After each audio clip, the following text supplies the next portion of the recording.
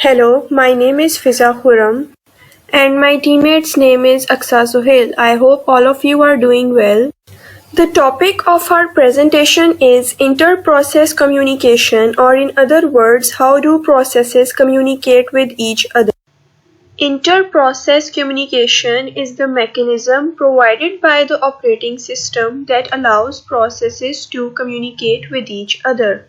For better understanding, let's understand the two types of processes: independent processes and cooperating processes. First, independent processes are those which can neither affect other processes nor be affected by other processes, meaning there is no shared state between process, memory, and file system. For example, in an isolated program that calculates factorial sequence, only input alone determines the output. Second, cooperating processes are those that can affect or be affected by other processes. For example, two programs sharing a single terminal. Suppose you want to print some document, you must have it on some editor. The printer needs to work along with the editor to make the document printed for you. So we can say it's a mechanism which allows processes to communicate with each other and synchronize their actions. The communication between them can be seen as a method of cooperation between them which is done through both shared memory and message passing. Back to the question. There are many reasons, but we will be discussing information sharing. As we saw in the printer example, computation speed up. A solution to a problem can be found faster if the problem can be broken down into subtasks to be solved simultaneously. Modularity, which is the most efficient architecture to break a system down into cooperating modules.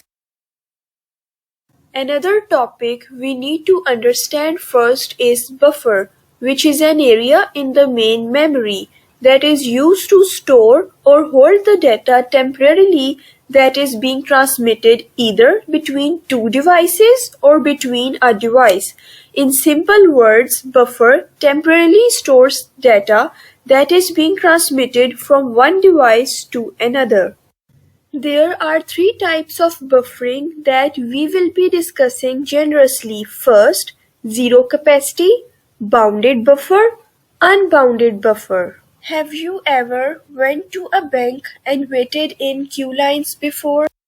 In buffering, messages are passed via queues, the same as customers in banks waiting for their service.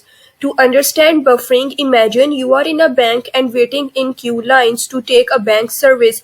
In this example, messages are represented by those who are waiting in queue lines. In zero capacity, the queue's maximum capacity is zero. Now let's talk about bounded buffer. A bounded buffer is the one with a finite capacity. You can only buffer a certain amount of elements in it.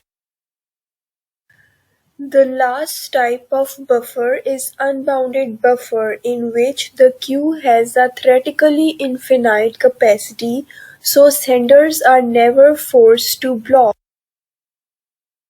Now, let's talk about two mechanisms we mentioned earlier that are used by the processes to communicate, starting with the shared memory mechanism. Process A and B wish to communicate with each other in shared memory mechanism.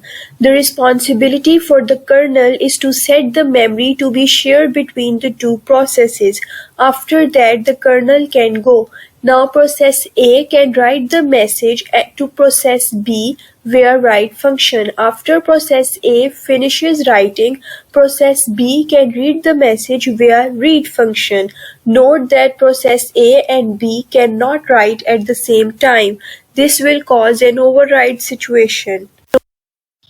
Process synchronization was introduced to handle problems that arose while multiple process executions. It is the task phenomenon of coordinating the execution of processes in such a way that no two processes can have access to the same shared data and resources. The data is passed via an intermediary buffer which may be either bounded or unbounded. One of the classic problems of synchronization is the producer-consumer. It has two main actors, the producer and the consumer. In the following scenario, we will understand the general idea of the producer-consumer problem. John is the best chef making burgers, but he has only one plate that has a limited size that will fit only 6 burgers. John made the burgers and placed them on the plate, one after another. After doing all of these burgers, John felt tired and he fell asleep. He went to sleep mode and his head accidentally falls on the bell. When Alice heard the bell, she knew that food was ready. She ate all the burgers. After eating all the burgers, she felt tired and sleepy. So, John was the producer and Alice is the consumer. The plate is the bounded buffer. It has a limited size. The producer will produce the data, and after producing the data, he must go into sleep mode to let the consumer know that it's his turn to consuming the data. After finishing, he must go into sleep mode too, to let the consumer know that he can produce new data. Process A wishes to communicate with Process B using message passing mechanism. The kernel will take the responsibility for passing the message to Process B. Kernel will send the message via send function and deliver it to Process B. Process B will receive the message via a receiver function and vice versa. Thanks for watching our presentation. I hope you guys like it.